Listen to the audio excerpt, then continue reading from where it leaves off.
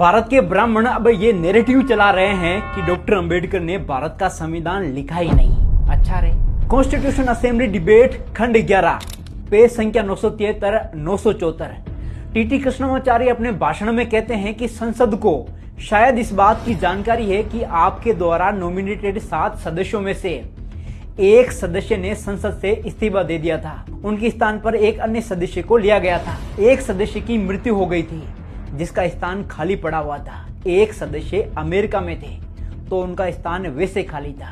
एक अन्य सदस्य राज्य संबंधी मामलों में उलझे हुए थे तो उनका स्थान वैसे खाली रहा। एक या दो अन्य सदस्य दिल्ली में नहीं थे और शायद स्वास्थ्य ठीक न होने के कारण वे बैठकों में भाग नहीं ले सके थे। इस प्रकार अंततः संविधान का प्रारूप तैयार करने का भार डॉक्टर अंबेडकर पर आ पड़ा था और मुझे इसमें कोई संदेह नहीं कि इस कार्य को प्रशंसनीय रूप से पूरा करने के लिए हम उनके आभारी हैं। इसी पेज पर लिखा है कि डॉक्टर अंबेडकर और उनकी टीम ने कुल मिलाकर 141 बैठकों में अंतरिम संविधान तैयार किया। इस अवधि के दौरान अधिकांश अवसरों पर डॉक्टर अंबेडकर ने अकेले ही कार्य किया। अब बताओ, अगर किसी और ने संविधान लिखा होता तो यहाँ किसी और की तारीफें हो रही होती, डॉक्टर अंबेडकर की नहीं। लेकिन ब्राह्मणों का काम ही कहानियां बनाना रहा है। खैर, वीडियो को शेयर करके कहानीबाज ब्राह्मणों के एजेंडे को जरूर ध्वस्त कर देना।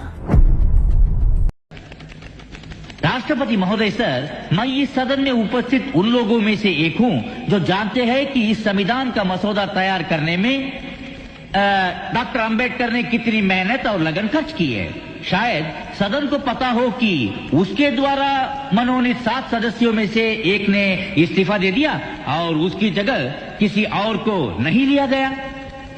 एक सदस्य थे अमेरिका में तो उनकी जगह भी खाली रही और एक और सदस्य अपने कुछ कामों में, राज्य के कामों में व्यस्त रहे, इसलिए उनकी जगह भी खाली रही। एक या दो सदस्य दिल्ली के बाहर थे और शायद सेहत की वजह से शामिल न हो सके।